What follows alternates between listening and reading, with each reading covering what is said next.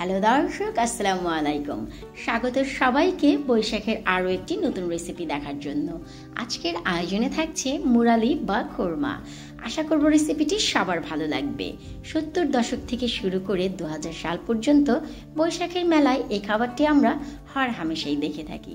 তাই ভাবলাম ভিউয়ারদের সাথে পারফেক্ট একটি রেসিপি শেয়ার করি, যেন বৈশাখের এই খাবারটি তারা ঘরেই বানাতে পারে এবং ছোট বড় সবাইকে নিয়ে এনজয় করতে পারে। তো চলুন আমরা মুরালি বানাতে চলে যাচ্ছি। ভিডিওটি ভালো লাগলে সবার সাথে শেয়ার করবেন, চ্যানেলটি সাবস্ক্রাইব করে আমার পাশেই থাকবেন। শুরুতেই একটি মিক্সিং বলে আমি নিয়ে নিচ্ছি পুরোপুরি 2 কাপস প্লেন ফ্লাওয়ার। ময়দাই ব্যবহার করতে হবে, আটা দিয়ে খুব একটি ভালো রেজাল্ট আসবে না।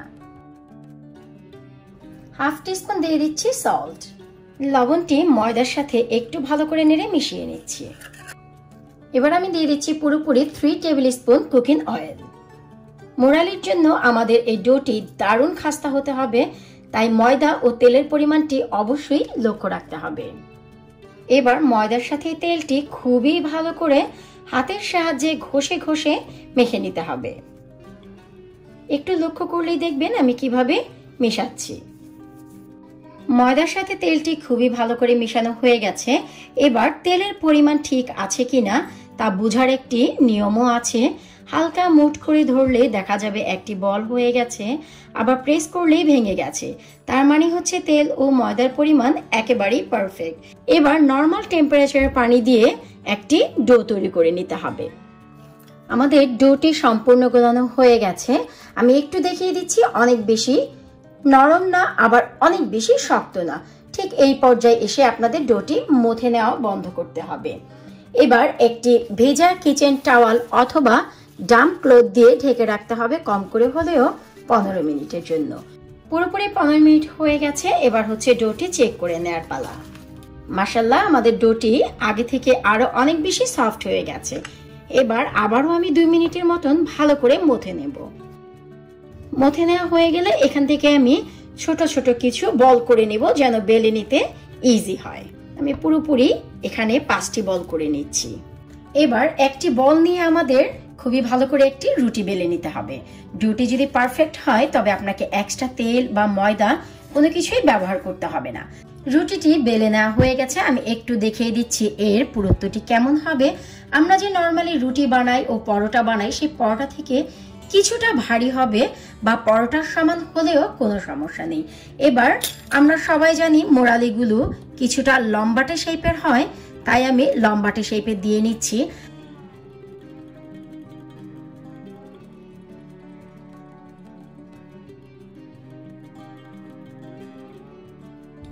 এবার আমরা মাঝখান থেকে কেটে দিচ্ছি।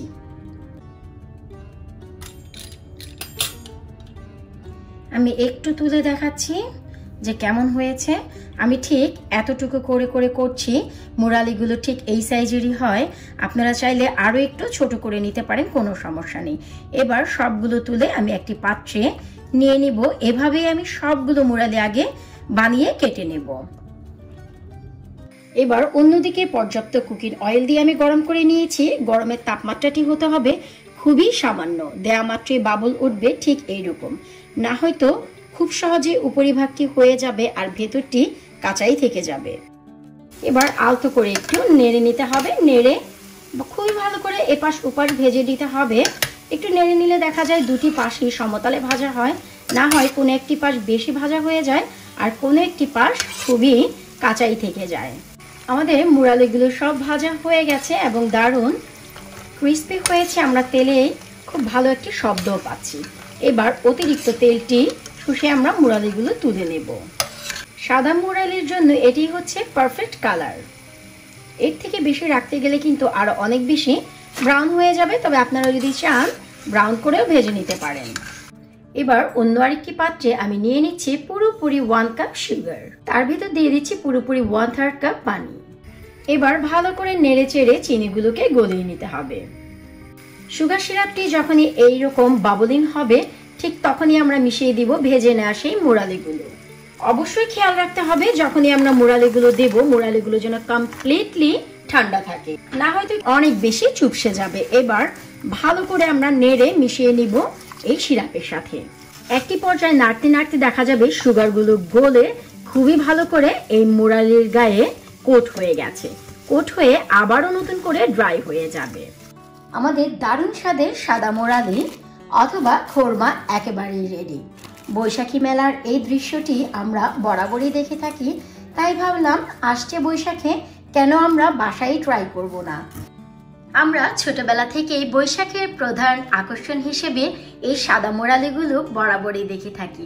আর আমাদের ঘরের আব্বু আম্মুরা যখনই মেলায় যায় তখন তো অবশ্যই এই মুরালিগুলো কিনে আনে। আমি একটু দেখাচ্ছি যে কতটা ক্রিস্পি হয়েছে আর খেতে যে কি অসাধারণ টেস্ট, না বানালে আসলে বোঝা বড়ই মুশকিল। আশা করব রেসিপিটি আপনাদের ভালো লেগেছে। ভালো লাগলে অবশ্যই আসছে বৈশাখে একবার এভাবে সাদা মুরালি বা মোরক্কন অথবা খোরমা বানিয়ে ট্রাই করবেন। আমার চ্যানেলে অলরেডি মোরক্কনেরও একটি ভিডিও আছে, আমি লিঙ্কটি এই ভিডিওর নিচে দিয়ে দিব। অবশ্যই আপনারা ট্রাই করবেন। আশা রাখছি ছোট বড় ঘরের মুরব্বি সবাই ভীষণ মজা করে খাবে।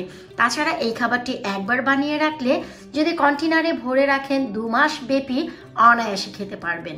বাহিরের ভেজাল মুক্ত খাবার ঘরেই বানিয়ে খান, বৈশাখ মনের মতন উদযাপন করুন। আমি আজ এখানেই বিদায় নিচ্ছি, আরো অনেক নতুন ভিডিও নিয়ে হাজির হব। আজকের মতন এখানেই, আল্লাহ হাফেজ।